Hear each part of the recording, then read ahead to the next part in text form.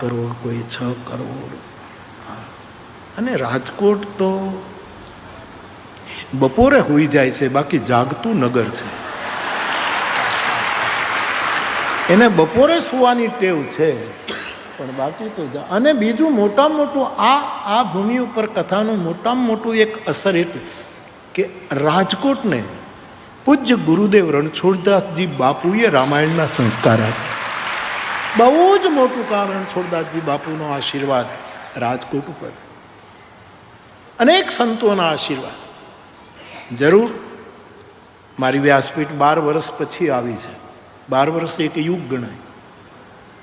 12 વર્ષ.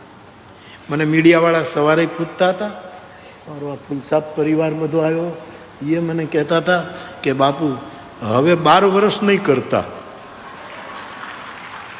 હવે પાછું એ તો જોઉં કે લગ્ન ગ્રહ